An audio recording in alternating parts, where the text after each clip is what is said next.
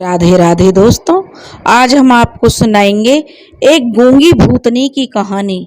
अगर आप हमारे चैनल पर नए हैं तो प्लीज़ हमारे चैनल को लाइक करें, सब्सक्राइब करें और शेयर करें।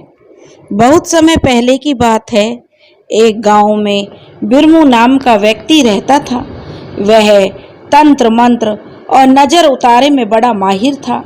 गांव के लोग छोटी मोटी समस्या के लिए बिरमू के पास जाते थे। बिरमू शादियों में ढोल बजाने का कार्य करता था। एक बार की बात है कि एक विवाह में बिरमू जो ढोल बजाने के लिए गया हुआ था, उसके साथी भी मसकबीन बजाने के लिए उसके साथ थे। लेकिन उस गांव में जब बारात जो है दुल्हन को लेकर रात में ही विदा हो गई थी और वापस अपने गांव में पहुंच गई थी। अगले दिन बिरमू को दूसरी शादी में ढोल बजाने के लिए जाना था, सो वह रात को ही अब विदा लेकर अपने साथियों से गांव चलने के लिए कहने लगा। लेकिन उसके साथियों ने चलने से मना कर दिया कि रास्ते में बहुत बड़ा जंगल पड़ता है और रास्ते में जंगली जानवरों का भी डर रहेगा। लेकिन बिरमू ने जब उन्हें बताया कि अगले दिन भी बारात में शामिल होना पड़ेगा और ढोल बजाना पड़ेगा क्योंकि अगले दिन भी विवाह है, इसलिए उसके साथी मान गए और बिरमू के साथ चल पड़े। जंगल के रास्ते में बिरमू ने कहा कि ढोल बजाते चलो, जिससे कि जंगली जानवरों के खतरे से हम बचे रहेंगे और रास्ता भी पार हो जाएगा। रात के 2 बजे का समय रहा होगा। चारों ओर सन्नाटा पसरा था। चांद की रोशनी में पूरा इलाका नहाया हुआ था।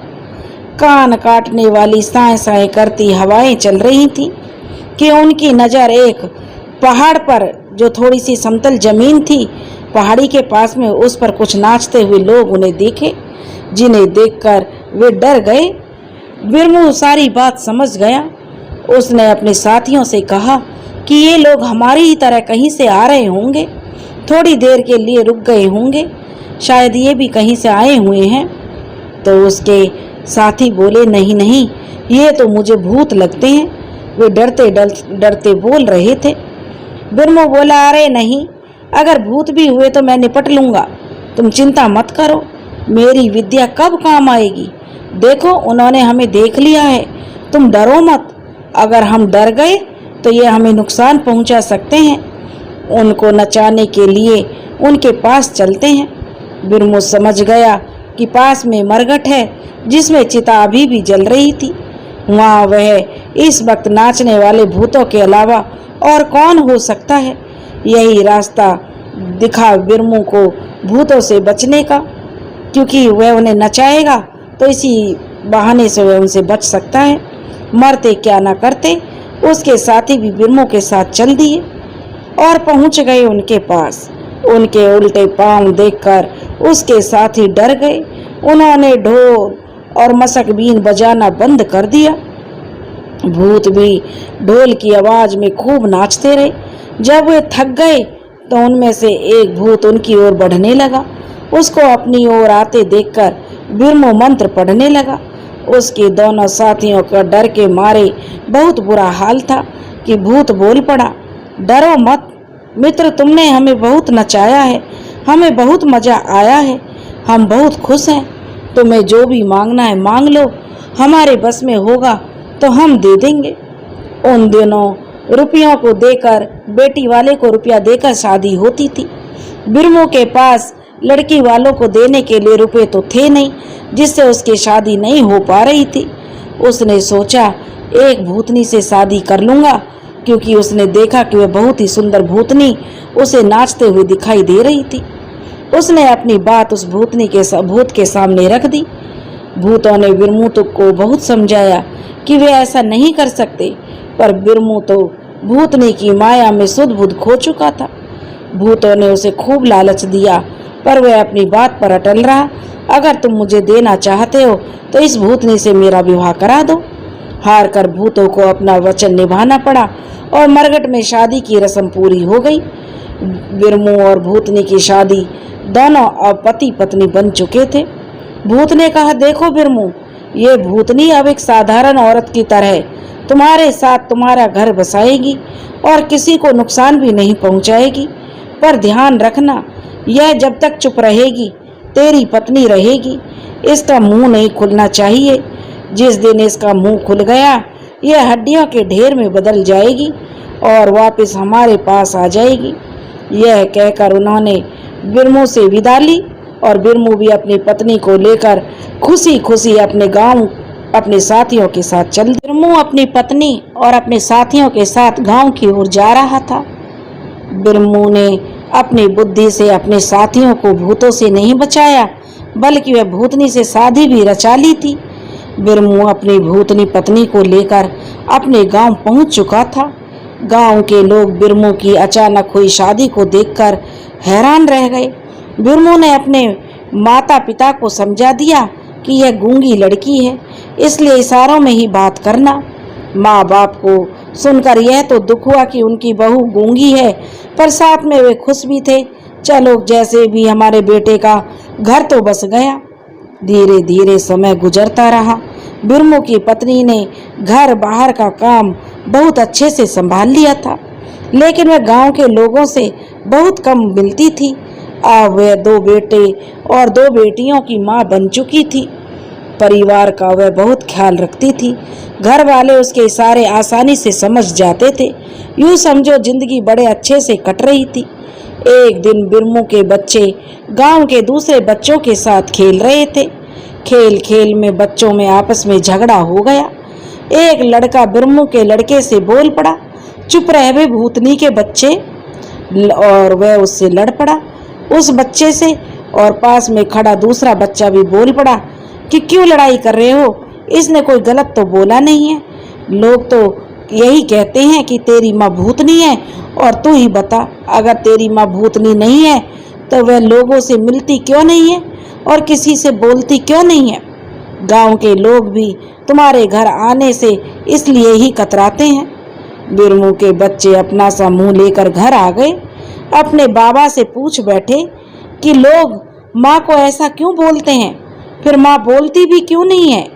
बिरमू ने उन्हें समझाया कि बेटा, वे बच्चे झूठ बोल रहे हैं, तुम्हारी माँ गूंगी है इसलिए बोल नहीं सकती। बच्चे उस समय तो चुप हो गए, पर उन्होंने सोच लिया वे अपनी माँ को बुलवा कर ही मानेंगे। एक दिन बिरमू किसी काम से दूसरे गांव गया हुआ था। बच्चों की माँ भी पानी लेने जो कुएं पर गई हुई थी। बच्चों ने सोचा कि खाना बनाने का भी टाइम हो रहा है और माँ को मसाला पीसने के लिए सिलबट्टे की जरूरत तो पड़ेगी। क्यों ना हम इसे छुपा लें, तो माँ हमसे पूछेगी कि सिलबट्टा कहाँ है। थोड़ी देर बाद पानी लेकर माँ भी आ गई और खाना बनाने की तैयारी करने लगी। जो खाना बनाने की तैयारी करने लगी तो खाना बनाने के लिए मसाले पीसने थे, पर बट्टा नहीं मिला। इशारों में उसने अपने बच्चों से पूछा कि सिलबट्टा कहाँ है, पर आज तो बच्चों ने ठान रखी थी कि वे आज तो माँ को बुलवा कर ही मानेंगे। काफी देर ढूंढने के बाद जब सिलबट्टा नहीं मिला और ना ही बच्चों ने कोई जवाब दिया, तो वह झल्ला कर बोल पड़ी, बट्टा कहाँ है। बस उसने तो यही कहा था कि सिलबट्टा कहाँ है। बस उसका इतना ही कहना था कि वह तो हड्डियों के ढांचे में बदल गई। यह देखकर बच्चे रोने लगे। बच्चों का रो रो कर बुरा हाल था। वे अपने किए पर पछता रहे थे। सोचने लगे उन्होंने माँ से ऐसी जिद क्यों की। अपनी माँ को हड्डियों के ढेर में बदलते हुए देखकर बच्चे भागकर अपने दादा दादी के पास गए, तो दादा दादी का भी रो रो कर बुरा हाल था। दादा ने किसी तरह अपने को संभाला और बच्चों को दिलासा देने लगा। उन्हें डर था यदि इस बात का पता गांव वालों को लग गया तो न जाने वे उनके साथ कैसा व्यवहार करेंगे। ऐसे ही कहीं न कहीं किस्से सुने थे उन्होंने, और उन्हें याद करके उनकी रूह कांप जाती थी। उन्होंने बच्चों को हिदायत दे दी कि इस बात का पता किसी को न चले, वे गांव वालों से दूर रहें तो ठीक ही रहेगा। 2 दिन हो गए थे, घर में चूल्हा नहीं जलाता, किसी को कुछ नहीं सूझ रहा था कि वे क्या करें। बच्चे हड्डियों के ढेर को घेर कर अपनी माँ को याद करके आंसू बहाते रहे। बिरमू को गए हुए 2 दिन हो गए थे, क्योंकि बिरमू गांव से दूर एक शादी में गया हुआ था। तो बिरमू जब सोया हुआ था तो उसे आवाज लगी, ए जी सुनते हो, घर जल्दी जाओ, 2 दिन से घर में चूल्हा नहीं जला है, बच्चों ने 2 दिन से खाना नहीं खाया, उनका रो रो कर बुरा हाल हो रखा है। बिरमू के कानों में जैसे ही अपनी पत्नी की आवाज़ पड़ी, उसकी नींद खुल गई। वह घबरा गया। सुबह का समय था। यही सोचकर डर गया कि लोग कहते हैं सुबह का सपना सच होता है। वह सोचने लगा, सपने में क्यों आई मेरी पत्नी? इससे पहले तो वह आज तक कभी नहीं आई थी। फिर उसने यूं क्यों कहा कि घर जल्दी जाओ? ये भी तो कह सकती थी जल्दी घर आओ। यह सब याद करके बिरमू परेशान हो गया। शादी भी संपन्न हो चुकी थी। वह अपने साथियों के साथ शादी वाले घर से विदा लेकर अपने घर के लिए चल पड़ा। रास्ते भर तरह तरह के बुरे ख्याल उसको परेशान कर रहे थे। पूरे रास्ते एक घड़ी के लिए भी उसने आराम नहीं किया। साथियों के पूछने पर भी उसने कुछ नहीं बताया। सुबह के चलते चलते रात होने से पहले वे गांव में पहुंच गए। घर में पहुंचते ही उसे मुश्किल से जो चुप हुए बच्चों ने रोना शुरू कर दिया। अपने पिता को देखकर वे अपने पिता से लिपट कर रोने लगे। उसको कुछ गलत होने की आशंका होने लगी। बूढ़े माँ बाप भी उदास होकर उसकी ओर देख रहे थे, पर सब दिखाई दे रहे थे, पर बिरमू को उसकी पत्नी नहीं दिखाई दे रही थी। बिरमू ने पूछ लिया बाबा से। बाबा ने रसोई वाले कमरे की ओर इशारा कर दिया। बिरमू जैसे ही रसोई घर में पहुंचा, हड्डियों का ढेर देखकर उसे भूत की अपनी पत्नी को बात न करने वाली हिदायत याद आ गई। वह समझ गया उसकी पत्नी ने जरूर मुंह खोल दिया होगा। सपने वाली बात याद आ गई। उसने अपने पिता से पूछ लिया। बाबा ने पूरी बात बिरमू को बता दी। अब बिरमू हड्डियों को सीने से लगाकर अपनी पत्नी की याद में फूट फूट कर रोने लगा। बच्चे भी सहमे सहमे एक कोने पर खड़े अपने बाबा को टकटकी लगाए देख रहे थे। उसे बच्चों पर गुस्सा तो बहुत आया, पर बिन माँ के बच्चे समझकर गुस्सा पी गया। थोड़ी देर में बच्चों को सीने से लगाकर रोने लगा। पत्नी की अस्थियां कब तक घर में रखते? माँ बाबा ने भी उसे अस्थियों के नज़दीक ही जो छोटी नदी थी पास में, उसमें आगे चलकर गंगा नदी मिलती है, तो उसने बिरमू से कहा, बेटा इन अस्थियों को वहाँ ले जाकर विसर्जित कर दो, नहीं तो गांव में इस बात को किसी को कानों कान खबर नहीं होनी चाहिए, वरना गांव वाले हमको जीने नहीं देंगे। बच्चे की माँ की अस्थियों को बिरमू ने वहाँ से किसी भी हालत में नहीं ले जाने दे रहे थे। बच्चे बहुत रो रहे थे और बिरमू को अस्थियां नहीं ले जाने दे रहे थे, और वे उनको घेर कर बैठे हुए थे, बस रोए जा रहे थे। दिन रात उन्हें देखकर माँ की याद करते रहते। बच्चों का रो रो कर बुरा हाल था। माँ की याद में वे तड़प रहे थे। ये देखकर बिरमू भी अपने आंसू नहीं रोक पा रहा था। एक दिन सुबह सुबह जब बच्चे सो रहे थे, तो बिरमू ने हड्डियों की पोटली उठाई और चल पड़ा उन्हें नहर में बहाने के लिए। वह चल ही रहा था कि पोटली में से आवाज आई, कैसे हो जी? मुझे मालूम है तुम सभी दुखी हो। बच्चे तो मेरी हड्डियां भी नहीं उठाने दे रहे थे ना, मुझे पता है उन पर क्या गुजर रही है। मेरा भी यही हाल है। पता है तुम्हें, मैं अपने को ही दोष दे रही हूँ। मत मारी गई थी मेरी, क्यों झल्लाई मैं बच्चों पर उस दिन? ये तो बच्चे थे, उन्हें तो बुरा लगना ही था कि कोई उनकी माँ को भूतनी कहे। पूछ लिया उन्होंने बस। वो देखो तुम्हारे पीछे पीछे आ रहे हैं मेरे बच्चे, उन्हें डांटना मत, प्यार से समझाना, और कहकर वह आवाज़ चुप हो गई। तभी बच्चे बिरमू के पास आ गए और कहने लगे, बाबा हमारी माँ को कहीं नहीं ले जाना, और बिरमू से चिपक कर रोने लगे। तभी पोटली में से फिर आवाज़ आई कि ठीक है, मैं इन्हें समझाती हूँ, उस पेड़ के नीचे ले जाकर बैठा दो इन्हें। पोटली में से जो फिर आवाज़ आई, तो बिरमू ने अपने बच्चों को उस पेड़ के नीचे ले जाकर बैठा दिया। पोटली में से फिर आवाज़ आई, देखो मेरे बच्चों, मैं तुम्हारी माँ हूँ। मैं तुम्हारे बिना उतनी ही दुखी हूँ जितना तुम मेरे बिना हो। मैं भूत लोक में रहते हुए भी हमेशा तुम्हें याद करती रहूँगी। खाओ बेटा अपनी माँ की कसम कि अब तुम रोओगे नहीं और ना ही अपने बाबा को परेशान करोगे। और अपने बूढ़े दादा दादी का भी ख्याल रखोगे।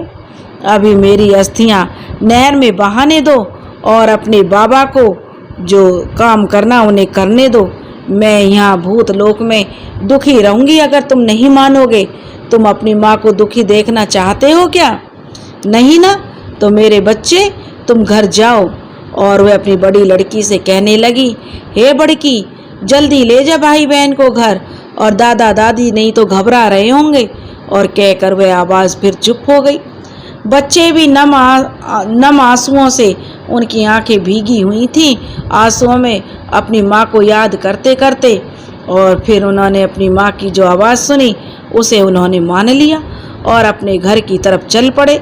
और उधर बिरमू भी नहर की तरफ चल। बिरमू नहर के पास पहुंच चुका था, अस्थियों को बहाने ही वाला था कि उसकी पत्नी की आवाज़ फिर सुनाई दी।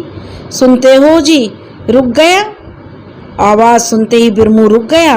थोड़ा रुकिए, सामने पहाड़ी से हमारी आती हुई मनुष्य जैसी आकृतियों को देख रहे हो? वे मेरी जैसी आत्माएं हैं, मुझे ही लेने आ रहे हैं। उनसे बिल्कुल भी मत डरना, किसी को नुकसान नहीं पहुंचाएंगी। हाँ, उनमें तुम्हारा जिगरी दोस्त शोभन भी है, लगता है वो हमारी ही तरफ आ रहा है। बिरमू ने बोला, कौन शोभन? याद आया कि नहीं? बिरमू को याद आ गई शोभन की। उसके मन में जो थोड़ा बहुत डर था अब वह उत्सुकता में बदल गया और वह उनका इंतजार करने लगा। शोभन का। शोभन पास आ चुका था। डरावना तो नहीं लग रहा था, पर गौर से देखने पर उसके पांव कुछ उल्टे लग रहे थे। और वह बोल पड़ा, कैसे हो बिरमू? देख, 15 साल हो गए मुझे तुम्हारी दुनिया से गए हुए। मुझे मालूम है तू खूब याद करता है मुझे, मेरे माँ बाबा की मदद भी कर देता है।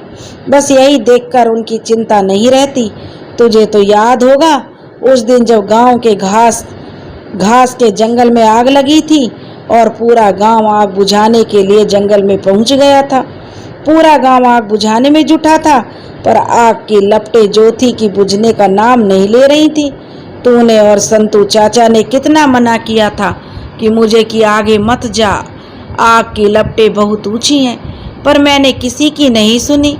हरी झाड़ को लेकर आग बुझाने में जूझ गया और गिर गया आग की लपटों में। जब तक आग शांत हुई थी मैं तो तुम्हारी दुनिया से जा चुका था। कितना रोया था तू। हाँ याद है, पिछले साल भी आग लगी थी, पूरा गांव हार गया था। जब तुम चले गए थे तब हमने ही आग बुझाई थी। अरे हम तो अभी भी अपने लोगों के बारे में सोचते हैं। सच बताऊं, जब मेरी आयु पूरी हो जाएगी और कुदरत मुझे मुक्ति दिलाएगा तो मैं उनसे विनती करूंगा कि मैं इसी योनि में रहना चाहूँगा। कम से कम अपनों की खैर खबर तो मिलती रहेगी। बिरमू बड़े ध्यान से शोभन की बातें सुन रहा था। बिरमू, हाँ बिरमू, तुझे याद तो होगा, तू मेरे को कहकर हमारे मवेशी चराने के लिए पड़ोस के गांव की सरहद में ले जाते थे। उसी गांव की बिंदु जो अपने मवेशी भी वहीं चराने आती थी, उसी से मिलता था ना तू। कितनी बार तुझे इस बात के लिए मार खानी पड़ी थी, पर तू तो जो था ना 2-3 दिन बाद ही मवेशी लेकर वहीं पहुंच जाता था। पागल सा हो गया था तू जब तूने सुना था कि बिंदु पेड़ से गिरकर सदा सदा के लिए इस दुनिया से चली गई। वही बिंदु तो है जिसे तू कंधे पर लादे हुए है। हम उसे ही लेने आए। कहते कहते शोभन शांत हो गया। लो, अब नहर भी आ गई, बहा दे मेरी अस्थियां। मैं भी भूत लोक में अपने साथियों के साथ पहुंच जाऊंगी। पर ये मत सोचना मुझे कि तुम लोगों की याद नहीं आएगी। बच्चों, बूढ़े, माँ बाबा और अपना ध्यान रखना। भर्राई आवाज में अब वह आवाज आनी शांत हो गई। बिंदु, तुमने कभी जिक्र नहीं किया कि तुम ही मेरी बिंदु हो। उस दिन जब तुम साथियों के साथ ढोल नगाड़े की थाप पर नाच रही थी तो तेरे को देखकर मन में एहसास तो हुआ था कि कहीं ये मेरी बिंदु की आत्मा तो नहीं है। उस दिन न जाने क्यों तुमको खो गया था मैं सब तेरी ही माया थी। तूने गलती क्यों की? क्यों आई बच्चों के उकसाने में? चुप रहती। कैसे रहेंगे हम तेरे बगैर? देख शोभन, मैं भी चलने का इशारा कर रहा हूँ और तू जा, बच्चों की चिंता मत करना। कहते कहते अस्थियां नहर में बहा दी। अच्छा जी, अपना ध्यान रखना, जल्दी घर जाओ, बच्चे इंतजार कर रहे होंगे। अस्थियां पानी में बहते बहते दूर निकल गईं और अब बिंदु की आवाज भी शांत हो गई। बिरमू बिंदु को याद करता हुआ अपने गांव की तरफ चल दिया। हाँ, बीच बीच में सामने पहाड़ी की तरफ इसी आशा से देखता रहा, शायद बिंदु उसको नजर आ जाए, लेकिन बिंदु उसे नजर नहीं आ रही थी। अब बिरमू भारी मन से बिंदु की अस्थियां प्रवाहित करके अपने गांव की ओर चल पड़ा। दिन काफी निकल आया था। गांव में पहुंचते ही लोगों ने पूछ लिया, गांव वालों ने, कि कहाँ से आ रहा है। साथ में पूछना भी नहीं भूले कि आजकल उसकी पत्नी दिखाई नहीं दे रही। बिरमू, आजकल तुम इतनी सवेरी सवेरी कहाँ से आ रहे हो और पत्नी भी दिखाई नहीं दे रही है, क्या कारण है? सब ठीक ठाक तो है? तब बिरमू ने कहा, अभी उसी को छोड़कर आ रहा हूँ, उसको लिवाने उसके मायके से आए थे, बता दिया बिरमू ने गांव वालों को। बिरमू घर पहुंच चुका था। बच्चे जिनकी आंखों में अभी भी आंसुएं भरी हुई थी, उनको अपनी माँ का संदेश भी दिया और बच्चों को समझा भी दिया कि कोई उनसे उनकी माँ के बारे में पूछे तो कह देना माँ नानी को मिलने नानी के गांव गई हुई है। और जुट गया अपनी जिंदगी को पटड़ी पर लाने के लिए। पर छोटे छोटे बच्चों को संभालना, फिर रोजी रोटी कमाने के लिए खेती और शादियों में जाने के साथ साथ आसान नहीं था जिंदगी में आगे बढ़ना। माँ बाबा किसी तरह बच्चों के लिए माँ लाने की सलाह दे रहे थे। बिरमू को यह हरगिज मंजूर नहीं था, पर जब कभी बच्चों की हालत देखकर माँ बाबा की बात पर ध्यान देता तो सोचने लगता, चार चार बच्चे और गरीब के उम्र दराज के साथ कौन घर बसाएगा। एक तो चार चार बच्चे हैं, ऊपर से उम्र भी हो गई है और एक गरीब भी हूँ, ऐसे में कौन अपनी बेटी मुझे देगा। पर बिंदु की याद आते ही ऐसा सोचने के लिए उसे अपने मन ही मन बिंदु से माफ़ी मांगने लगता। सुनो जी, माँ बाबा ठीक कह रहे हैं, बड़की कितना काम करने लगी है, 12 साल की ही तो है, फिर तुम्हारे भी कितने काम हैं। बारात में जाते हो, 3-3 4-4 दिन से पहले नहीं लौटते। तुम दूसरी शादी कर लो, मुझे कतई भी बुरा नहीं लगेगा। अरे मेरे बच्चों को उनकी देखभाल करने के लिए माँ मिल जाएगी, इससे ज़्यादा खुशी मेरे लिए क्या होगी। कहकर चुप हो गई बिंदु। खुल गई बिरमू की नींद, क्योंकि उसे सपने में बिंदु आ गई थी और वह याद करने लगा बिंदु को। आज फिर बिरमू के माँ बाबा ने बच्चों के लिए माँ लाने की बात छेड़ दी। बच्चों को इस बात की भनक लग गई तो वे बोल पड़े, हमारी माँ तो हमें चाहिए, ला सकते हो ले आओ, लेकिन हमें अपनी ही माँ चाहिए, कोई दूसरी माँ नहीं चाहिए। देख भाई, तुमसे तो कुछ छिपा हुआ नहीं है, पत्नी तो वापस प्रेत लोक चली गई, बच्चों के खातिर तुम्हें मेरी मदद करनी पड़ेगी, मेरे साथ एक बार फिर उसी जगह पर चलना पड़ेगा। बिरमू अपने दोस्तों को बता रहा था और उन्हें दोस्ती का वास्ता देकर कह रहा था। दूसरे गांव के जो उसके साथी ढोल बजाने में उसकी मदद करते थे, उन्होंने डरते डरते हाँ कर दी कि ठीक है यार, यारी किस दिन काम आएगी, हम तेरा साथ जरूर देंगे। रात के 12 बजे होंगे। बिरमू और उसके साथी पहुंच गए उसी जगह पर जहां वे पिछली बार भूतों से मिले थे, पर वहां उनको कोई नजर नहीं आया। हाँ, पास में शमशान घाट पर हल्की हल्की आग की लपटें दिख रही थी। कुछ देर बाद उन्हें किसी के बात करने की आवाज़ सुनाई दी। बिरमू की उम्मीद अब जग गई थी, पर साथी का चेहरा देखने लायक था। वह डर के मारे जो पीला पड़ गया था उसका चेहरा। साथी को किसी भी हालत में बिरमू ने डरने को कह दिया कि डरना नहीं है, किसी भी हालत में डरना नहीं। उसे मालूम था कि भूतों का मुखिया उनकी बात नहीं मानने पर उनसे नाराज होगा, और कह दिया साथी को कि जो ढोल बजाने के लिए, और खुद जोर जोर से ढोल पर भूत सागर की तान छेड़ दी। ढोल दमाओं की आवाज़ सुनकर सारे प्रेत जो शमशान घाट में बैठे थे वहाँ से ही जो उधर की तरफ चलते हुए जा रहे थे, और तो उनके मुखिया ने उन्हें रोक दिया, इसके लिए कि हमने कुदरत से विनती करके नियम तोड़े थे, पर इसने हमारी दी हुई हिदायत को नहीं माना, इसे इसका अंजाम भुगतना पड़ेगा, कहकर चुप हो गया था भूतों का मुखिया। यह सुनकर सारे भूत भूतनी सहम से गए, जो जहाँ थे वहीं रुक गए। उनको डर सताने लगा कि मुखिया बिरमों को न जाने क्या सजा देगा। मुखिया जी, माफ़ी चाहती हूँ, अगर आप अनुमति दें तो मैं कुछ कहना चाहती हूँ। बिंदु भूतनी को कितने अच्छे से रखता था। बिंदु जो था बिरमू था, भूतनी को बहुत अच्छे से रखता था। बिरमू ने कितना प्यार करता था वह उसे, बचपन में भी और इस योनि में आने के बाद भी। देखो उसके बच्चे कितना प्यार करते हैं इससे, और ये अपने बच्चों से भी। और फिर बिरमू की वजह से यह सब तो नहीं हुआ ना। बच्चों का भी क्या दोष, कैसे सहन करते कि उसकी माँ को कोई कुछ कहे। भावनाओं में बह गए थे, मुंह खुलवा दिया माँ का अपनी का। दंड तो उन लोगों को मिलना चाहिए जो एक दूसरे की कमी निकालकर उनकी भावनाओं का मजाक बनाते हैं। अगर आपने बिरमू को दंड दिया तो उसके बच्चे और उसके बूढ़े माँ बाप का क्या होगा। देखो तो बिंदु का चेहरा बिरमू को सजा देने की बात सुनकर कितना डर गई है बेचारी, कितनी दुखी है। अपने बच्चों को याद कर कर के चुप हो गई बिंदु की सहेली, क्योंकि बिंदु की सहेली ही बिंदु के दुख को मुखिया को बता रही थी। ठीक कह रही हो, पर थोड़ी परीक्षा तो लेनी होगी बिरमू की, क्योंकि वह भी तो हमारा लेने का हक है कि वह भी ना ले।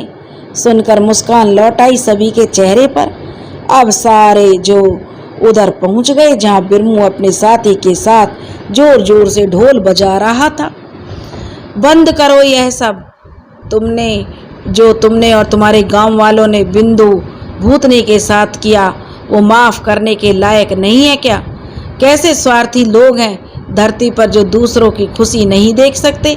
मालूम है तुम बिंदु को उसके पिछले जन्म में बहुत चाहते थे, शादी करना चाहती थी वो तुमसे, इसलिए कुदरत से प्रार्थना करके उसके नियम को तोड़कर तुम्हारी शादी हमने बिंदु से करवाई थी, जिससे उसकी तुमसे प्यार की अधूरी इच्छा पूरी हो जाए। पर तुम जो थे, तुम्हें परीक्षा देनी होगी। अगर सफल हुए तो तुम बिंदु को पालोगे और उसके बच्चों को उनकी माँ मिल जाएगी। कड़कती आवाज़ में भूतों का मुखिया बोल रहा था। डरते डरते बिरमू ने परीक्षा देने के लिए हामी भर दी। तब वह कहने लगा, सुनो, हम तुम्हारा सर तुम्हारे धड़ से अलग करेंगे। अगर कुदरत को मंजूर हुआ तो तुम फिर जिंदा हो जाओगे और हम बिंदु को तुम्हारे साथ विदा कर देंगे, वरना तुम अपनी जान से हाथ धो लोगे। अगर तुम बिंदु के बिना जाना चाहो तो तुम जा सकते हो, हम तुम्हें माफ़ कर देंगे। मुखिया ने अपना आदेश जो बिरमू को सुना दिया।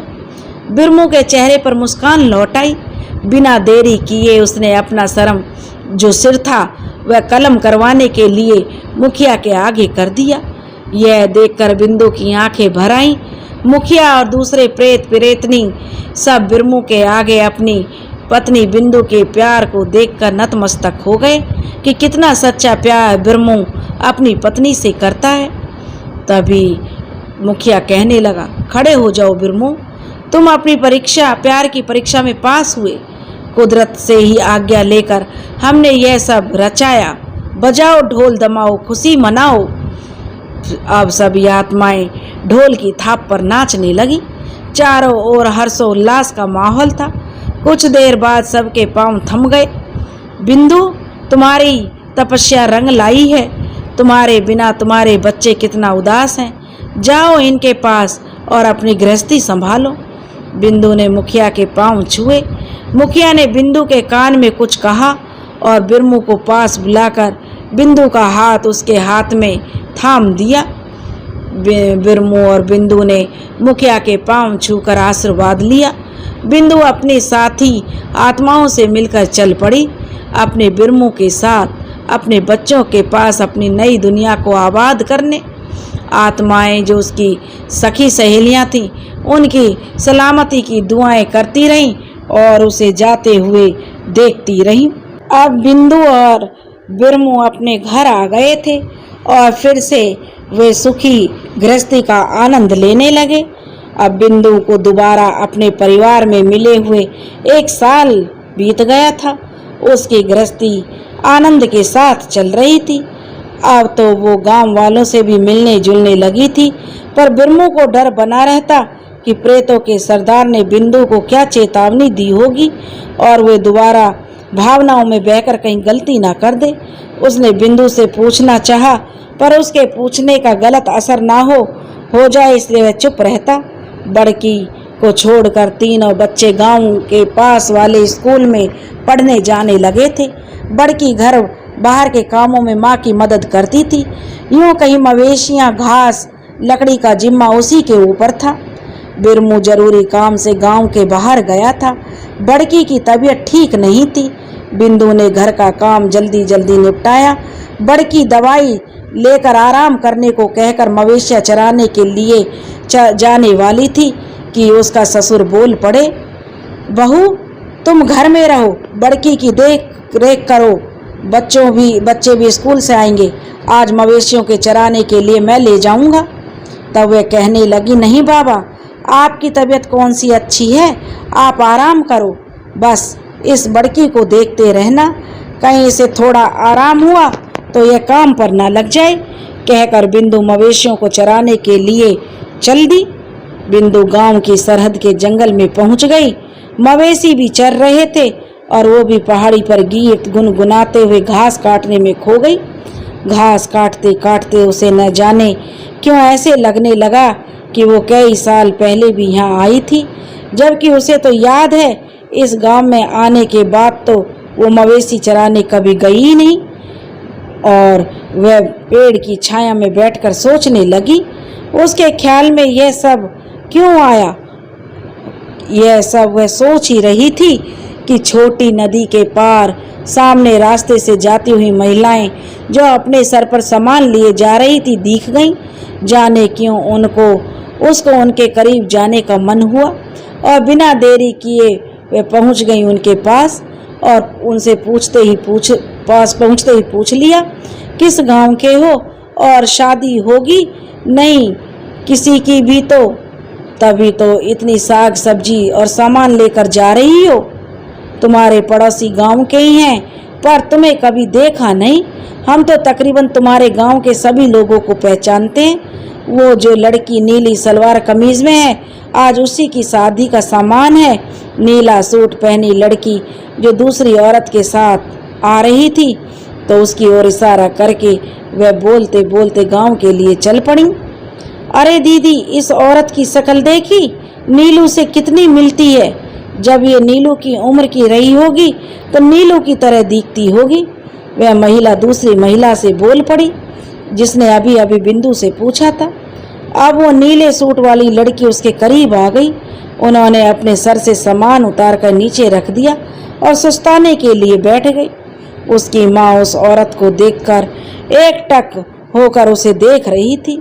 बिंदु की तरफ इशारा करते हुए बोल पड़ी, नीलू, अरे बेटी, पास के गांव की हो ना। अब तो तुम्हारे गांव वाले अपने पशु चराने के लिए इधर कम ही लाते हैं। आ इधर आ। वहीं से बैठे बैठे बोल पड़ी नीलू की माँ। बिंदु भी उसके पास जाकर पहुंच गई। किसकी बहू है तू और तेरा क्या नाम है? बिंदु ने बता दिया नाम और अपने पति का नाम। बिंदु नाम सुनते ही नीलू की माँ की आंखें छलछला गईं। बेटी, बिंदु की याद आ गई। गौर से देखने लगी बिंदु को। नीलू की उम्र की थी जब वो इस दुनिया से उन्हें छोड़कर चली गई थी। दिखती तो बिल्कुल तेरी तरह थी। ले ये तू भी खा ले, बाजार से लाई थी मिठाई।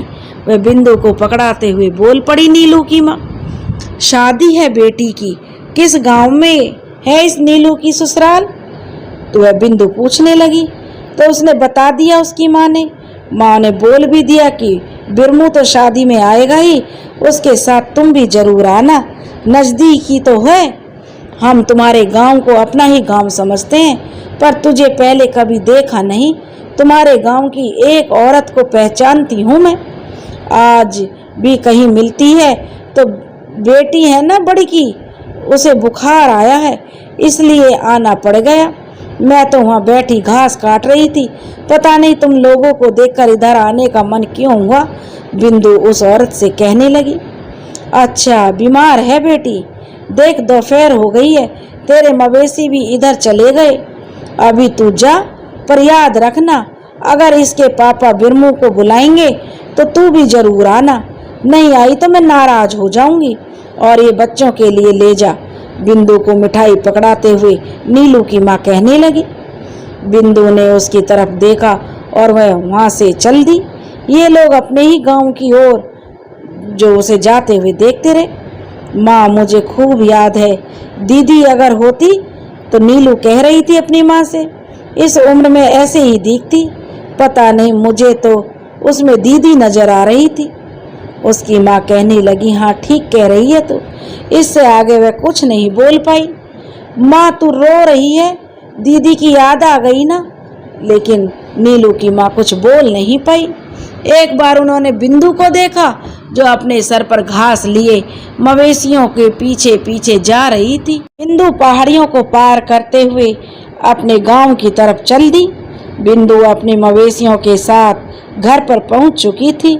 बड़की को रसोई में देख पहुंच गई उसके पास और डांटने लगी कि उसे तो आराम करने को कहकर गई थी और वो काम कर रही है। उसे आराम करने को कहकर खुद खाना बनाने लग गई। माँ पहली बार गई थी ना आज, तो किधर ले गई होगी पशुओं को, कोई भी साथ में नहीं था, अकेली ही थी। जंगल में डर तो नहीं लगा ना माँ। चारपाई पर लेटे लेटे ना जाने कितने सवाल एकदम बड़की ने अपनी माँ से कर दिए। नहीं तो डर किस बात का। हाँ उस गांव का जो पास का गांव था उसके लिए कहने लगी। उसके लोग मिले थे, बड़े मिलनसार हैं, शादी का सामान लेकर जा रहे थे। शादी थी ना उनके गांव में, नीलू नाम बता रही थी लड़की का कि जिसकी शादी है, पर वे तो मुझे ऐसे देख रहे थे जैसे मेरे को पहले से जानती हूँ। अरे माँ नीलू मिली थी, खूब जानती हूँ उसे, कभी कभी मिल जाती है। जब मैं उधर मवेशी लेकर जाती हूँ तो वो घास काटने के लिए आती है। पता नहीं वो मेरे को क्यों अच्छी लगती है। जब हम कई दिनों तक नहीं मिले तो कहती है कि इतने दिन कहाँ थी तू। और बड़की अपनी माँ को बोलने लगी। अरे क्या बातें चल रही हैं बड़की और उसकी माँ की। इतनी देर से दरवाजे पर खड़ा हूँ और तुम्हें खबर तक नहीं है। बिरमू जो अभी अभी पास वाले गांव से वापस आया था, दरवाजे पर खड़ा होकर उनकी बातें सुन रहा था और बिंदु को थैला पकड़ाते हुए बोल पड़ा, तुम तो माँ बेटी बातों में मस्त हो, पता ही नहीं है कि कोई आया भी है। तब बड़की कहने लगी, बाबा चुपके चुपके क्यों सुन रहे थे हमारी बात। लेटे लेटे ही जो बड़की अपने पापा से कहने लगी, ओ बड़की लगता है तेरी तबीयत ठीक नहीं है, क्या हुआ मेरी बेटी को, चल वैद्य जी के पास ले चलता हूँ। बिरमू अपनी बेटी पर लाड लड़ाने लगा। तो बड़की कहने लगी, बाबा अब मैं ठीक हूँ। और उसने सारी बात अपने बाबा को बता दी। तो अच्छा आज तुम्हारी माँ गई थी पशुओं को चारा चराने के लिए। तो बिरमू ने बिंदु की सारी बातें सुन ली थी। यही सोचकर चिंता करने लगा था कि बिंदु को पुरानी बातें तो याद ना आ गई होंगी। उसे डर सताने लगा। यही सोचकर उसने बिंदु को उधर नहीं भेजता था। अपनी बहन नीलू और माँ से मिली थी। इसके पिताजी तो इतने सालों के बाद भी मेरे को अपना दुश्मन समझते हैं और लोगों को जब बिंदु के बारे में जब पता लगेगा तो वे लोग हमारा जीना मुश्किल कर देंगे। पर आज ऐसा कुछ नहीं हुआ। सोचकर प्रेतों के सरदार को याद कर उनका शुक्रिया अदा करने लगा। उन्होंने बिंदु को पिछले जन्म की बातें याद ना आए इसका ध्यान रखकर ही उसको साथ में भेजा था। सुनो जी, बिंदु कहने लगी, तुमने जो हमारी सारी बातें सुन ली हैं तो सुनो, मैं तुमसे एक बात पूछूं। जब मैं उस औरत और उसकी बेटी से मिली ना तो मुझे अजीब सा क्यों लग रहा था और वे मुझे ऐसे देख रही थी जैसे मेरे को बहुत पहले से जानती हो। दो औरतें तो शादी का सामान लेकर जा रही थी। पता है क्या कह रही थी कि मेरी शक्ल नीलू से कितनी मिलती है। ये मैंने सुन लिया था। और नीलू की माँ कैसे बातें कर रही थी, जैसे कोई अपने सगों से बात करता है। वो नीलू पता नहीं मुझे एकटक क्यों देख रही थी। हाँ, और एक बात, उन्होंने मुझे मिठाई खाने को दी थी, साथ में जबरदस्ती बच्चों के लिए भी पकड़ा दी। बात बात में जब मैंने बताया कि बड़की को बुखार है तो कहने लगी जा घर जल्दी जा, और उनकी आंखों में आंसू आ गए। क्यों आए होंगे मेरी समझ में नहीं आया। हाँ, तो ये तो बताना ही भूल गई थी कि बोल रही थी कि अगर नीलू के पिताजी तुम्हें नीलू की शादी में बुलाएंगे तो मैं तुम्हारे साथ शादी में जरूर आऊं, और नहीं आई तो वे मुझसे बहुत नाराज हो जाएंगी। अच्छा, ये बताओ, जब तुम ही सबकी शादी में जाते हो तो वे तुम्हें क्यों नहीं बुलाएंगे? कहते कहते चुप हो गई। बिंदु की बातें सुनकर बिरमू परेशान हो गया। उसे तो अब बच्चों, बाबा और माँ और बिंदु की चिंता होने लगी। सोचने लगा, इतने बरस तो बीत गए, पर इसके पापा अभी भी मेरे से दुश्मनी पाले हुए हैं, और अगर उन्होंने बुला लिया बिंदु को और साथ चलने को कहेगी तो वहाँ जाकर इसे पुरानी बातें याद आ गई तो हमारा क्या होगा। वह कुदरत से प्रार्थना करने लगा कि उसे शादी में ना ही बुलाएं तो अच्छा होगा। फिर वो बिंदु की बातें सुनकर बड़ा परेशान था, क्या करूं क्या ना करूं। और बिंदु के पिछले जन्म के माता पिता के घर से उसकी बहन नीलू की शादी में पहुंचने का बुलावा आ ही गया। बिंदु के पिता उसे बुलाना तो नहीं चाहते थे, पर शादियों का साया होने के कारण ढोल बजाने वाले ढूंढने से भी नहीं मिल रहे थे, इसलिए हार कर बिरमू को बुलाना ही पड़ा। क्या करूं क्या ना करूं, बिरमू बड़ा परेशान हो गया। उसका दिल भी तो कर रहा था कि नीलू को दुल्हन बने देखने का। नीलू आती थी तो बिंदु के साथ कितनी छोटी थी। तब वह सोचने लगा, अगर वो शादी में जाएगा तो बिंदु भी बिना जाए नहीं मानेगी। नहीं, वहाँ जाकर उसकी पुरानी यादें ताज़ा हो गईं, और ऐसा वैसा कुछ बोलकर वह कुछ कह दिया तो पता नहीं वे लोग समझ नहीं जाएंगे। उसके साथ उसके और हमारे घर वालों की जिंदगी भी संकट में आ जाएगी। तभी उसका दिल कहता है, बिंदु को पता है वह प्रेत लोक से आई है, इसके अलावा उसे कुछ और थोड़े ही ना याद है। दूसरे ही पल सोचकर डर जाता, अगर बिंदु को याद आ गया तो यही सब सोचकर वह बिंदु को नहीं ले जाना चाह रहा था। बिंदु बोली, बड़े उदास लग रहे हो, मुझे भी बताओ किस बात से परेशान हो। नीलू की शादी का निमंत्रण आया है, मुझे पता था उसके पापा तुम्हें बुलाएंगे, फिर उसकी माँ ने मुझे भी आने को कहा है, पर मेरी तो समझ में नहीं आया कि मुझे ऐसा सपना क्यों आया होगा कि मैं वहाँ हूँ और सामने बड़े पेड़ पर चढ़कर घास के लिए टहनियाँ काट रही हूँ। तभी देखती हूँ कि तुम्हें किसी ने मार मार कर अधमरा कर दिया। यह सब देखकर मैं तुम्हें बचाने के लिए जल्दी जल्दी पेड़ से उतरने लगी, पर मेरा पाँव फिसल गया और मैं धरती पर गिर गई। कुछ देर बाद क्या देखती हूँ कि आत्माएं अपने साथ प्रेत लोक में लेकर जा रही हैं। ऐसा सपना क्यों आया होगा मुझे? तो बिंदु कहने लगी। बिंदु की सपने वाली बात सुनकर बिरमू और भी परेशान हो गया। पिछले जन्म में पेड़ से ही तो गिरकर मरी थी बिंदु, मेरे से ही तो मिलती थी ना। यही गुस्सा था उसके पिता को, और मुझे तो अधमरा किया था, उसे भी खूब मारा होगा। मुझे कहाँ से बताती है, यह सब तो उस टाइम से दुनिया से ही चली गई थी।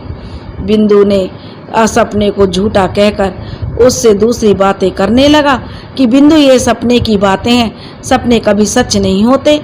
और बिंदु भी अपने काम में लग गई। उसका दिन कैसे कटा वही जानता है। बिरमू को कल शादी में जाना था, ना जाने क्या क्या अशुभ बातें उसके दिमाग में आकर उसे डरा रही थी। रात भर उसकी आंखों से नींद कोसों दूर थी। सुबह के समय थोड़ी आंख लगी ही थी कि अपने सामने उसने अपने को शमशान घाट में प्रेतों के बीच पाया। उसे प्रेतों के सरदार कुछ समझा रहे थे। बिरमू परेशान ना हो, कारण खूब जानता हूँ मैं, सब सोच समझकर ही बिंदु को अपने प्रेत लोक से तुम्हारे साथ भेजा है। देख, उसका भी तो अपने माँ बाप बहन से प्रेम था। हमें मालूम है उसके बाप ने तुम दोनों के साथ अच्छा व्यवहार नहीं किया, पर समाज का डर था ना उन्हें कि लोग क्या कहेंगे। उनकी बेटी किसी ढोल बजाने वाले से प्यार करती है, तुम बिल्कुल भी चिंता मत करो, हम कुदरत से कहकर सब संभाल लेंगे। बिंदु के लिए तुमने कितने खतरे मोल लिए हैं। पहले जब तुम्हें वो शमशान घाट में मिली थी और दोबारा जब तुम उसे लेने आए थे, सर काटने तक की परीक्षा देने को तैयार हो गए थे। ये तुम्हारा प्यार ही तो था। अब बिंदु को भी अपने पूर्व जन्म के परिवार के लिए कुछ करने दो और सुनो, जैसा है उसे होने दो जैसा हो रहा है। अब थोड़ा आराम कर लो, तुम्हें शादी में भी जाना है। कहकर प्रेतों के सरदार सपने से चले गए और बिरमू की नींद खुल गई। भले ही यह सपना था, पर बिरमू को मनुष्यों पर भरोसा हो ना हो, पर अपने सपने में आए प्रेतों के सरदार पर पूरा भरोसा था। रात का मुश्किल से घंटा भर का समय रहा होगा, पूरी रात कट गई थी। तभी बिंदु ने कहा, उठो जी, शादी में पहुंचना है कि नहीं? वे इंतजार कर रहे होंगे। दुल्हन की हल्दी की रस्म में तुम्हारा होना जरूरी है। मैं तो कब से तैयार हूँ, जल्दी नहा लो और तैयार हो जाओ। बिंदु जो उसे जगा रही थी और बोल पड़ी। बिरमू भी जल्दी जल्दी तैयार हो गया और कुछ देर बाद वे शादी वाले घर गांव में पहुंच गए। मुझे यहाँ पर आते ही ऐसे क्यों लग रहा है कि तुम और मैं यहाँ कभी मिलते थे, बिंदु कह रही थी। माथा पकड़ लिया बिरमू ने और सोचने लगा, यहीं तो मिलते थे हम, और इसका आभास भी होने लगा है। क्या होगा जब ये अपने घर पहुंचेगी, गांव के लोगों को देखेगी? उसे संकट आता नजर आने लगा, लेकिन प्रेतों के सरदार को याद करने लगा। वह प्रेतों के सरदार को याद कर ही रहा था कि उसे शोभन चमचमाते सफ़ेद कपड़ों में नजर आ गया। आदमियों की तरह तो दिख रहा था, पर गौर से देखने पर उसके पांव उल्टे नजर आ रहे थे। बिरमू कैसे हो? गांव में कैसे हैं? बिंदु भाभी को लेकर ससुराल शादी में जा रहे हो? तुम्हारी साली नीलू की शादी है ना? देख, तुझे परेशान देखकर हमारे सरदार ने तेरे पास भेजा है। मुझे गुस्सा भी हो रहे हैं कि तुझे उन्होंने बता तो दिया कि तू बिंदु भाभी को लेकर शादी में चले जाना, पर तू विश्वास ही नहीं करता। आगे से ऐसा मत करना, समझे? मैं तेरे ही साथ रहूँगा, कुछ भी होगा तो संभाल लूँगा। वैसे बिंदु भाभी की तरफ से चिंता मत कर, उसे पिछले जन्म और प्रेत योनि का कुछ भी याद नहीं है। बता, अभी उसे पता लगा कि मैं प्रेतलोक से यहाँ तेरे पास खड़ा हूँ, तुझसे बातें कर रहा हूँ, नहीं ना? बोल पड़ा शोभन की आत्मा। बिरमू से बातें कर रही थी बिरमू से, और तो बिरमू ने राहत की सांस ली और चलने लगा। शोभन, मुझे पता है तू मेरे अलावा किसी को नजर नहीं आएगा, इसलिए अब मैं निश्चिंत हूँ। अरे क्या पता अपने ससुराल से लक्ष्मी ही आई होगी, मिलेगा ना तू उसे, जानता है ना तूने? ये अपने सरदार से बोला होगा, मैं जाता हूँ बिरमू के पास। लक्ष्मी से भी तो मिलना था, तुझे बहुत याद करता होगा ना, उसे देख। अगर वो नहीं आई होगी तो उदास मत होना बेटा, सब समझता हूँ। जब मैं तुझे अपने साथ मवेशी चराने यहाँ लाता था तो कितनी बातें बनाता था कि वहाँ नहीं जाना, बिंदु के घर वाले बिंदु पर गुस्सा करेंगे। और जब तेरी बात मनाने लगता तो तू कैसे बोलता था, यार चल ना बिंदु, क्या सोच रही होगी, बिरमू क्यों नहीं आया होगा? अबे तू सब लक्ष्मी के चक्कर में सब करता था, बिंदु ने बताया भी था, पर मैं अनजान बना रहता था। तू सोचता है कि मुझे कुछ नहीं पता? तू लक्ष्मी से वैसे ही बातें करता था जैसे मैं और बिंदु, सब पता है। तो तू क्या पूछ रहा है? चल, अब गांव आने वाला है, कहकर शोभन जो है चुप हो गया। बिरमू ने शादी वाले घर में पहुंचते ही ढोल बजाना शुरू कर दिया। पड़ोस के गांव के ढोल बजाने वाले भाई भी उसका इंतजार कर रहे थे। उन्हें नमस्कार करके वो भी ढोल बजाने में उसका साथ देने लगे। घर के मुखिया भी दिख गए, उनसे भी नमस्ते कर लिया बिरमू ने, पर उनके चेहरे से लग रहा था वे बिरमू के आने से उतने खुश नहीं हैं। देर से आने के लिए नाराजगी जाहिर कर दी। नीलू और उसकी माँ जो अभी अभी बाहर आई थी, उनकी नज़र पड़ गई बिरमू पर और बिंदु पर। बिंदु और बिरमू ने उन्हें भी नमस्कार किया। नीलू दौड़कर आ गई बिंदु के पास और उससे लिपटकर बोलने लगी, अच्छा हुआ तुम आ गए, वरना माँ भी गुस्सा होती और मैं भी। बिंदु को अपने साथ कमरे में ले जाने लगी थी कि टोक दिया था उसके पापा ने। पापा का गुस्सैल चेहरा देखकर कमरे में चली गई थी नीलू। माँ ने भी वहीं अलग बने कमरे में जो पशुओं का था उसकी साफ सफाई कर दी थी, उसके ठहरने का इंतजाम कर दिया था, वहाँ ले गई थी। प्रेतों के सरदार जो प्रेत लोक से सब देख रहे थे, उन्हें शादी वाले घर के लोगों का बिंदु के साथ ऐसा व्यवहार अच्छा नहीं लगा। ना जाने क्या सोचकर शोभन भी वहीं बिरमो के पास खड़ा था, उससे कुछ बोलने लगा। शोभन ने भी सहमति में सिर हिला दिया। शोभन, क्या बोल रहे हैं तुम्हारे सरदार? धीरे से बोल पड़ा बिरमो। कुछ खास नहीं, पर वे बिंदु भाभी के साथ हुए व्यवहार से दुखी हो रहे हैं, पर तू चिंता मत कर। थोड़ी देर में दुल्हन ने मंगल स्नान की रस्म शुरू हो गई। बिरमू और उसके साथी मंगल गीतों को बजा रहे थे। गांव की महिलाएं मंगल गीत गा रही थी। लोग बारी बारी से दुल्हन को हल्दी लगा रहे थे। बिंदु दूर से ही यह सब देखकर खुश हो रही थी। दिल तो उसका भी हो रहा था कि वो नीलू को जो हल्दी लगाए, पर कर नहीं सकती थी। अब दुल्हन की मंगल स्नान की रस्म भी हो गई। उसे अंदर पूजा वाले कमरे में लेकर चले गए। बिरमू और उसके साथियों ने भी ढोल बजाने को आराम दिया। बिरमू और बिंदु कमरे में आ गए। कमरे के पीछे मखमली गद्दों को देखकर वे गदगद हो गए। बिरमू समझ गया कि पास में खड़े शोभन की ओर देखकर मुस्कुराने लगा, पर बिंदु नहीं समझ पाई। थोड़ी देर बाद नीलू की माँ चाय लेकर बिंदु के पास आ गई। चाय और खाने के लिए शादी की मिठाई पकड़ाते हुए बोल पड़ी, बेटी, तेरे ठहरने के लिए सही व्यवस्था नहीं कर पाई, माफ़ कर देना मुझे। तब वह कहने लगी, नहीं माँ, इतना सुंदर तो है, देख मखमल के गद्दे हैं, फिर भी कह रही है कोई व्यवस्था ठीक नहीं कर पाई। तब वह कहने लगी, बेटी, इन मोटे मोटे काले कंबलों को मखमली गद्दे बोल रही है, क्यों बोल रही है ऐसा? तो बिरमू भी वहीं बैठकर अपना ढोल कस रहा था। दोनों को एक दूसरे को माँ बेटी कहकर बोलना कुछ अलग सा लगने लगा। वह डरने लगा, पर शोभन का साथ होना उसके डर को कम कर जाता। अब बिरमू बाहर आ गया। बिंदु और नीलू की माँ वहीं कमरे में बातें कर रही थी। वे बातों में ऐसे खो गए कि उन्हें लग ही नहीं रहा था कि घर में शादी और काम भी हैं। पर नीलू की माँ को कोई बुलाने आ गया तो वह कमरे से बाहर आ गई और बिंदु भी चौक में आकर बैठ गई। सर्दियों का समय था, गुनगुनी धूप खिली हुई थी।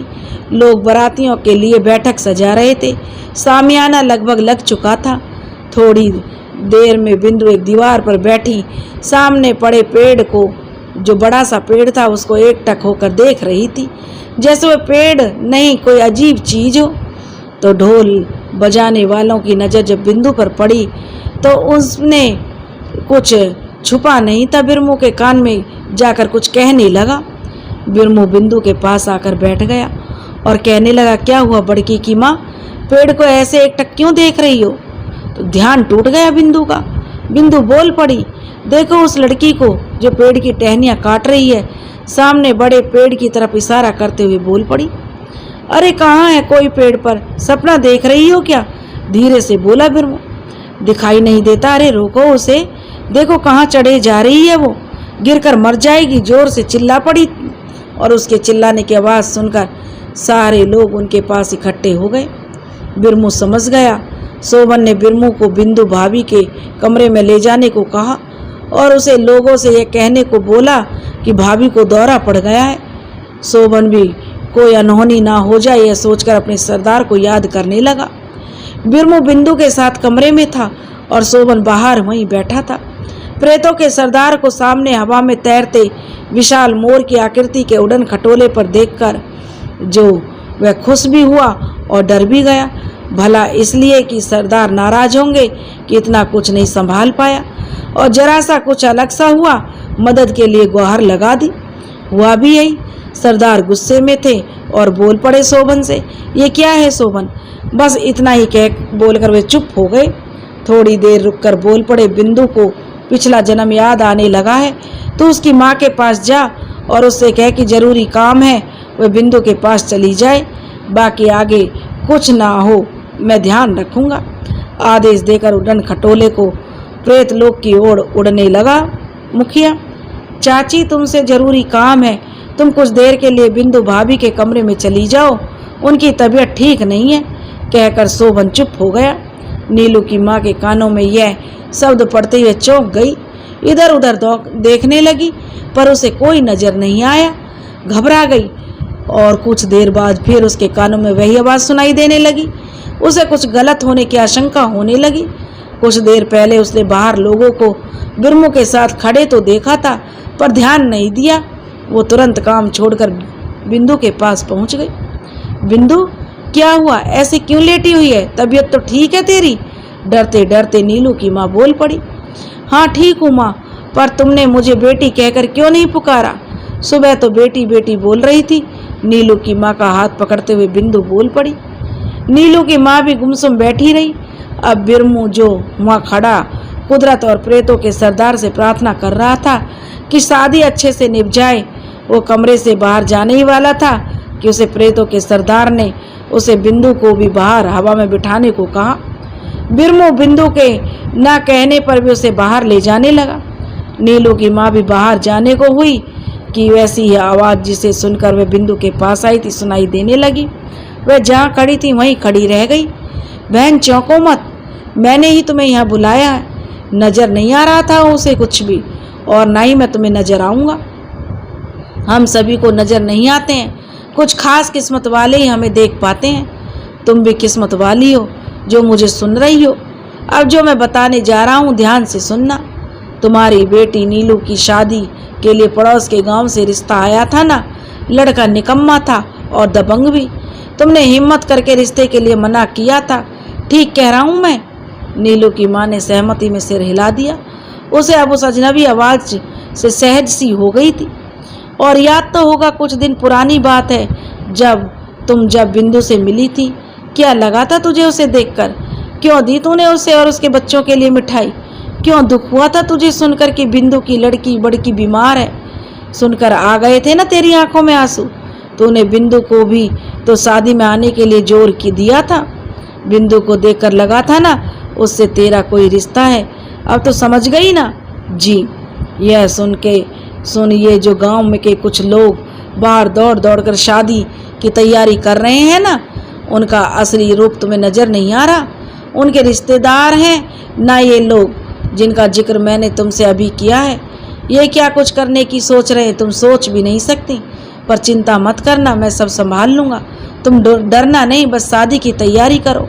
हाँ, बिरमू को तो खूब पहचानती हो ना। कितने जुल्म किए तुम्हारे पति ने उस बेचारे पर। क्या गलती थी उसकी? यही ना कि तुम्हारी बेटी बिंदु और वो एक दूसरे को चाहते थे, अब भी चाहते हैं। समझ गई होगी। बिंदु की तो कुछ भी पता नहीं, पर बिरमू को तो सब पता है। और दोनों को नीलू की शादी के लिए कितनी चिंता है। सुन, बिंदु को तेरा और नीलू के प्यार का कर्ज भी चुकाना था। यह भी ख्याल था हमें। अब जो मैं कह रहा हूँ ध्यान से सुन। कुछ देर बाद तुझे मेरी बातें हल्की हल्की याद रहेंगी, पर तेरा विश्वास डगमगाएगा नहीं। मैं प्रेतों का सरदार हूँ और बिंदु की खातिर यहाँ आया हूँ। बहुत चाहती थी ना तुम और नीलू और बिंदु को। अभी मैं चलता हूँ, तो निश्चिंत होकर बारात के स्वागत की तैयारी कर।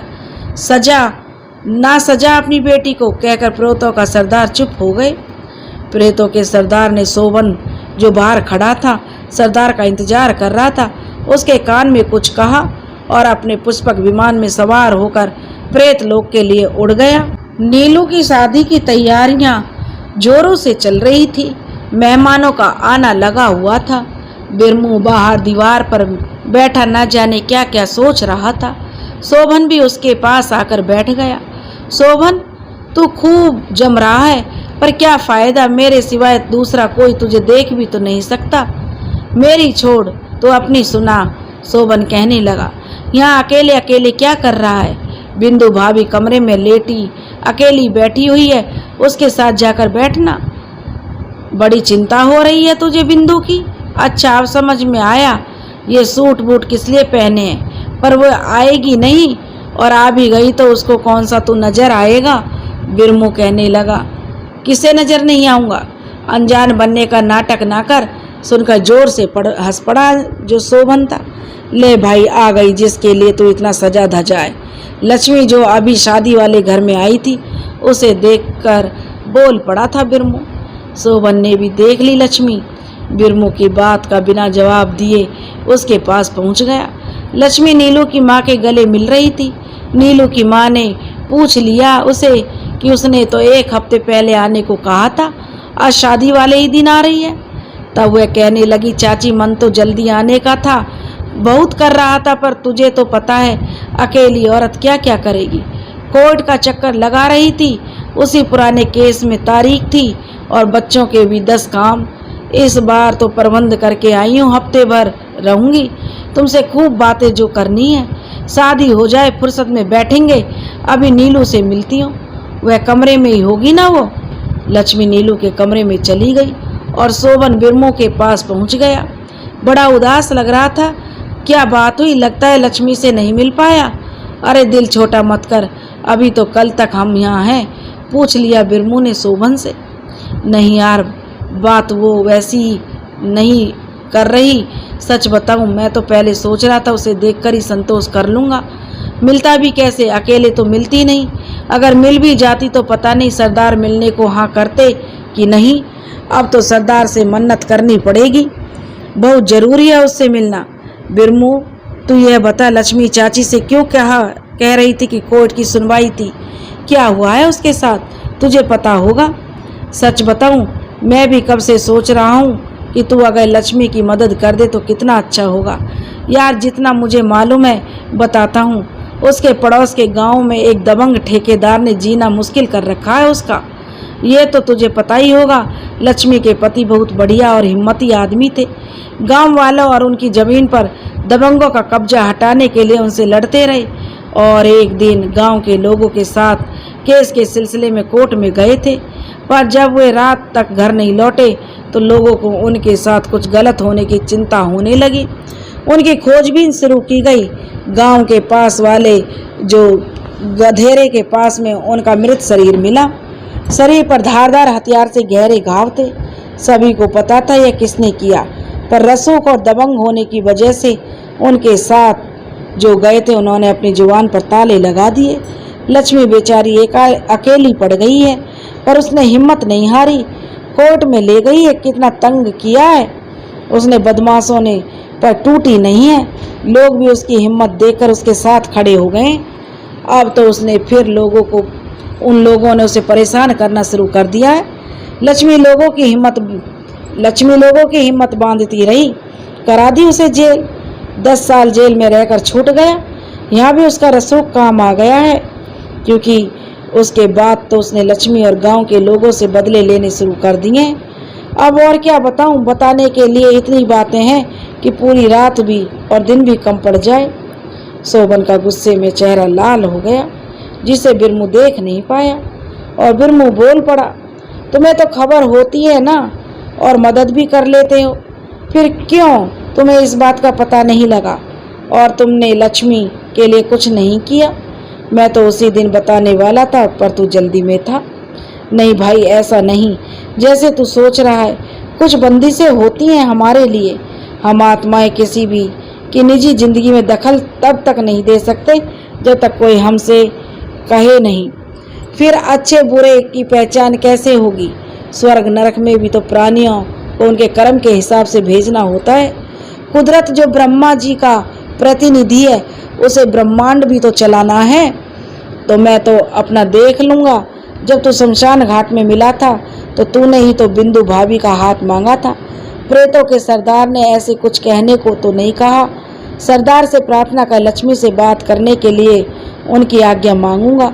वैसे तो चिंता मत कर, लक्ष्मी के दुख के आगे मेरे दुख हो गए हैं। देख, लक्ष्मी इधर ही आ रही है, उसके कान में बात डाल देना। अगर मैं सीधा उससे बात करूंगा तो वो डर जाएगी। कहकर शोभन चुप हो गया। लक्ष्मी बिरमू के पास आकर बैठ गई और पूछ लिया दोनों ने एक दूसरे के हाल चाल, घर के समाचार। बिंदु से भी मिल ली। बिंदु के स्वभाव ने उसका दिल जीत लिया। वे भी खूब देर तक बातें करती रही। बिरमू, क्या रिश्ता लगाऊं तुमसे? बिंदु जिंदा होती तो जीजा जी होते ना तुम मेरे, पर कुदरत को तो मंजूर नहीं था। बिरमू, संजोग तो देखो, इसका भी नाम बिंदु है। और अगर वो इस दुनिया में होती तो इसी बिंदु की तरह दिखती। बिंदु की तरफ देखकर बोल पड़ी लक्ष्मी। बिंदु जो सब सुन रही थी मुस्कुराने लगी।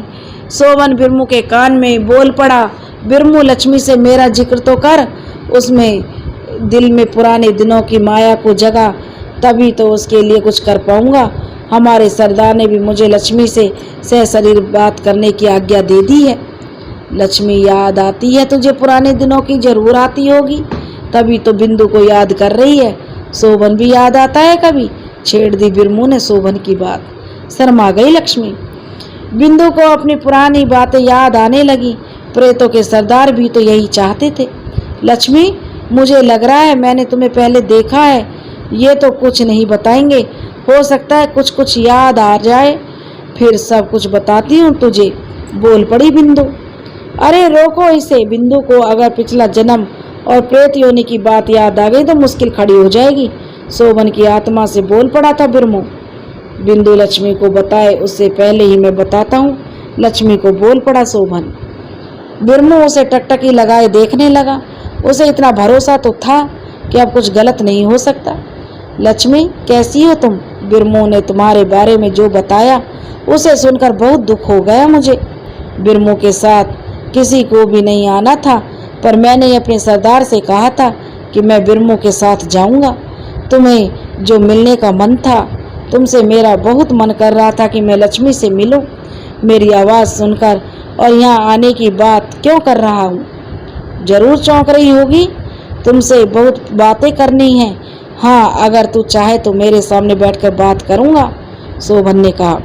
आवाज़ सुनकर चौंक गई लक्ष्मी। ऐसी आवाज़ उसने सालों पहले सुनी थी, जब वह बिंदु के साथ मवेशियों को लेकर चराने जाती थी।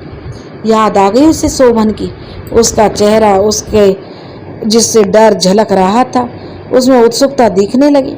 बिंदु तो ज़्यादा कुछ समझ नहीं पाई, पर बिरमू लक्ष्मी के चेहरे को देखकर सब समझ गया। बोल पड़ा बिरमू, लक्ष्मी तुझे सही याद आ रहा है, मैं तुझे सारी बात बताता हूँ, कहकर उसने बात शुरू की कि तभी पांडाल की ओर से लोगों का शोर सुनाई देने लगा। बिरमू और सोबन की आत्मा पांडाल की ओर दौड़ पड़े। घर वालों का रो रो कर बुरा हाल था। उसके पापा के घावों पर वही घरेलू दवाई लगाकर बिस्तर में आराम करने के लिए लिटा दिया। बिंदु पहुंच गई नीलू और चाची के पास। लक्ष्मी भी वहीं उनके पास बैठी हुई थी। चाची, अच्छा नहीं किया उस भाई ने। और लक्ष्मी, वो तेरे लिए क्या बोल रहा था? वो ठेकेदार है ना, जो कुछ दिन पहले जेल से छूट कर आया है, मेरे को दुश्मन समझता है। मुझे कहीं से पता चला कि वो इस भाई का रिश्तेदार है। उसके और उसके आदमियों को बुला कर रखा है उसने। ये तो मेरे रास्ते में ही मुझे मरवा देता, पर मैंने यहाँ आने का दिन ही बदल दिया। आना भी जरूरी था, यहाँ भी तो सचेत करना था। सब ठीक ठाक लग रहा था, सोचा चुप रहूं, पर ये तो शादी में अड़चन डालने पर तुले हुए हैं, कहकर लक्ष्मी सारी बात बताकर चुप हो गई। घर वाले, रिश्तेदार सारे चिंता में डूबे थे। बिरमू बैठा हुआ कुछ सोच रहा था। सोबन बोल पड़ा, अच्छा किया तूने नीलू की माँ की मदद कर दी। पता है, लक्ष्मी को भी ये लोग नुकसान पहुंचाने की सोच रहे हैं। लक्ष्मी सारी बात बता रही है बिरमू को। बड़ी हिम्मत वाली है लक्ष्मी। सोबन, कुछ सोच भाई, वरना अनर्थ हो जाएगा। अरे वही तो सोच रहा हूँ, इनसे तो आज मैं अकेले ही निपट लेता हूँ। उस माफिया ठेकेदार का भी तो इंतजार करना था। हमारे सरदार सब देख रहे हैं, चिंता मत कर। बिरमू और उसके साथियों ने ढोल बजाना शुरू कर दिया। जो लोग अभी डरे सहमे हाथ पर हाथ धरे बैठे थे, उनमें भी हरकत आ गई। बिंदु जो अभी ढोल बजा रहा था, ढोल की आवाज़ सुनकर ही तो आई थी, अचानक उसकी आंखों के आगे अंधेरा छाने लगा। वह जमीन पर बैठ गई। बिंदु और चाची और लक्ष्मी को देखकर घबरा गए। उसको उठाते हुए उससे पहले कि वो खड़ी हो गई और तेज कदमों से पांडाल में पहुंच गई। पांडाल में सफ़ेद चमकदार कपड़ों में बहुत सारे लोग दिख गए।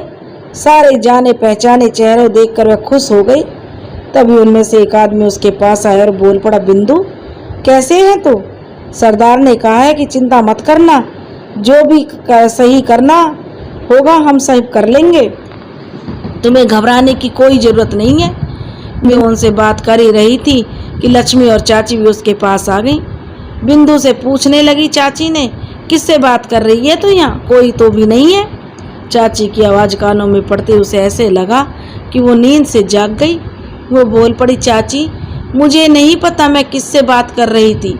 चाची ने सोचा झगड़े से डर गई है इसलिए बड़बड़ा रही होगी और आगे बात नहीं की। वे अब कमरे में आ गए। गांव के लोग रिश्तेदार बारात में स्वागत की तैयारी करने लगे। पापा ज़्यादा चोट तो नहीं आई ना? चिंता मत करना, सब ठीक हो जाएगा। नीलू की शादी भी धूमधाम से होगी। नीलू के पापा के माथे पर चोट को सहलाते हुए बोल पड़ी बिंदु। पापा ने बिंदु को देखा। उन्हें भी अपनी बेटी बिंदु की याद आ गई। उसे याद कर उनकी आंखों में आंसू आ गए। कुछ नहीं कह पाए, बस इतना ही बोले कि बिरमू कैसे हैं? उसे तो किसी ने नहीं मारा ना? अब बिंदु नीलू के कमरे में आ गई और उसे तैयार करने लगी। गांव से 1 मील दूर जहां से बारातियों को पगडंडी से होकर गांव पहुंचना था, वहां उनके लिए चाय नाश्ते का प्रबंध करना था। वहां के लिए गांव के 4-5 लड़कों को सामान के साथ रवाना कर दिया। बिरमू और शोभन की आत्मा भी उनके साथ चल पड़े। बारात निश्चित जगह पर पहुंच गई थी। वे चाय नाश्ता कर ही रहे थे कि बारातियों में भगदड़ मच गई। बाराती इधर उधर भागने लगे। गांव का वही आदमी जो सुबह गुंडागर्दी करके चेतावनी देकर गया था, उसके साथी और ठेकेदार उसके आदमी बारातियों को दौड़ा दौड़ा कर पीट रहे थे।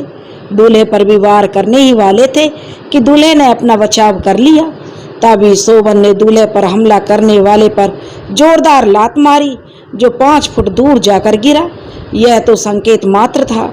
सारी आत्माएं जो शोभन के इसी हमले का इंतजार कर रही थी, सब के सब बदमाशों पर टूट पड़े और उन्हें दौड़ा दौड़ा कर पीट रहे थे। शोभन कहने लगा, वो रहा दुष्ट ठेकेदार जिसने लक्ष्मी को धमकी दी है। ठेकेदार की तरफ इशारा करते हुए बोल पड़ा बिरमू। बस बिरमू का इतना ही बोलना था कि शोभन टूट पड़ा ठेकेदार पर और सारे गुंडे बदमाश जान बचाने के लिए इधर उधर भागने लगे। ऊपर पहाड़ी, सामने गहरी खाई और नीचे बहती उफनती नदी, कहाँ भागते। बारातियों को थोड़ी चोट आई थी पर सब ठीक था। सारे बाराती सोच में पड़े हुए थे। इतने बड़े गुंडे बदमाशों को मारने वाले गांव के लोग कितने हिम्मत वाले हैं। पूछ ही लिया गांव के आदमी से जो उन्हें चाय नाश्ता करा रहा था, भाई हमारे गांव के तो 4-5 ही लोग हैं, वे लोग आप बारातियों में से होंगे। कहते कहते वे भी अब सोच में पड़ गए। गांव वालों को सारी घटना का पता लग चुका था। कुछ देर बाद बारात भी गांव में पहुंच चुकी थी। गांव वालों ने उनका जोरदार स्वागत किया। बाराती घराती जिसके मुंह से सुनो कुछ घंटे पहली वाली चर्चा ही हो रही थी। सारे सोच में पड़ गए कि वे लोग कौन रहे होंगे जिन्होंने समय पर आकर अनहोनी को होने से बचाया। शादी की रस्में शुरू हो गईं। बिरमू को बुला लिया। नीलू के पापा ने उसे अपने पास बुलाया और उससे बोले, बिरमू मुझे माफ़ कर देना बेटा, मैं हमेशा तेरे साथ बुरा व्यवहार करता रहा और ये बिंदु है कैसे पापा पापा कहकर मेरी हिम्मत बांध रही थी। मुझे तो लग रहा है कि यह मेरी अपनी बिंदु है। यह मुझे तो लगता है कि तुम लोगों की वजह से ही आज हम बच गए हैं। अगर तुम लोग नहीं आते तो क्या होता हमारा। नहीं आते चाचा जी, हमें तो आना ही था, बिंदु ने जो वहाँ आकर कहने लगी। कुछ देर पहले तो पापा पापा कह रही थी, अब चाचा बोल रही है। मेरी तो कुछ समझ में नहीं आ रहा, पर जो भी है तू मेरी बिंदु की तरह ही है। पापा ही बोल मुझे। बिंदु के सर पर हाथ रखते हुए बोल पड़े। रात को नाच गाने का प्रोग्राम चल रहा था। शोभन पहुंच चुका लक्ष्मी के पास। लक्ष्मी जरा बाहर तो आ, तुझसे कुछ जरूरी बात करनी है। और शोभन लक्ष्मी से कहने लगा। आवाज़ सुनकर लक्ष्मी चौंक गई। बरसों पुरानी शोभन की आवाज़ उसे याद आ गई। आवाज़ के पीछे पीछे वह बाहर आ गई। लक्ष्मी, मैं शोभन हूँ, दिखाई नहीं दे रहा हूँ ना? नज़र भी आ जाऊँगा पर तुझे नज़र नहीं आना चाहता। मुझे तेरे बारे में सुनकर बहुत दुख हुआ। सुनकर अच्छा लगा कि तू पहले जैसे ही हिम्मत वाली है। उस दुष्ट ठेकेदार का काम कर दिया है, अब निश्चिंत होकर रह। उसके बाद तुझे ज़्यादा कुछ याद नहीं रहेगा। हाँ, जब भी तुझे कोई मुश्किल में पड़ जाए या कोई मुश्किल आए तो बिंदु है ना, वो तेरी सहेली बिंदु, वो भी तेरे बारे में जानकर दुखी हो रही थी। अच्छा तू अब बता, तू अब जा, कहकर शोभन चुप हो गया और लक्ष्मी शोभन को याद करते करते वहाँ से चली गई। आज रात को विदा होना था, सारी रस्में हो गई थी। नीलू सभी के गले मिलकर विदा हो रही थी। बिंदु को गले लगकर वह बोल पड़ी, दीदी तू मेरी बिंदु दीदी है, तभी तो आई हो शादी में। बिरमू लक्ष्मी दीदी, पापा, माँ गले लगकर उनसे बिछड़ने के गम में रोते रोते अपनी नई दुनिया बसाने डोली में जाकर वह बैठ गई। बारात विदा हो चुकी थी। बिरमू ने शोभन से कहा, शोभन, प्रेतों के सरदार को मेरी ओर से हमारी मदद के लिए उनका धन्यवाद बोलना, और तुमने भी बहुत अच्छा किया लक्ष्मी से मिलकर। अकेली औरत है ना वो, उसे भी और हिम्मत आ जाएगी। अब तू भी चले जाएगा ना। पास के गांव में खबर फैल चुकी थी। लोग सातिर बदमाशों को उनकी करने का फल देने वालों की तारीफ करते थक नहीं रहे थे। 2 दिन बाद ठेकेदार और गांव वाले बदमाश उनकी लाशें जो नदी में तैरते हुए देखने को मिली, यह खबर पूरे इलाके में फैल गई और खुशी छा गई। आज बिरमू बिंदु को विदा होना था। बिरमू और साथी भी उसके ढोल बजाकर शादी वाले घर वालों को मेहमानबाजी के लिए और उनकी बेटी दुल्हन जो बनी हुई थी नीलू के परिवार की खुशहाली की कामना कर रहे थे। बिरमू और ढोल बजाने वालों की खुशी खुशी उन लोगों ने विदा किया। बिंदु को तो बेटी की तरह ऐसे विदा किया जैसे सगी बेटी को कर रहे हो। चाचा चाची के गले लगकर बिंदु रो रही थी। बिंदु, पास में ही तो रहते हैं बेटी, आते रहना, चाचा ने उसके सर पर हाथ रखकर बोल पड़े। बिरमू बिंदु लक्ष्मी से मिलकर चल पड़े। शोभन ने भी लक्ष्मी की ओर देखा और वो भी बिरमू और बिंदु के साथ चल पड़ा। अब वे अपने गांव की सरहद में पहुंच गए थे। बिरमू और लक्ष्मी से मिलकर शोभन भी जो अपने प्रेत लोक के लिए चल पड़ा और बिंदु और बिरमू अपने गांव की तरफ चल पड़े। दोस्तों, यह कहानी काल्पनिक है, इसका किसी भी घटना से कोई वास्ता नहीं है। अगर आपको हमारी कहानी पसंद आई हो तो प्लीज़ हमारे चैनल को लाइक करें, सब्सक्राइब करें और शेयर करें।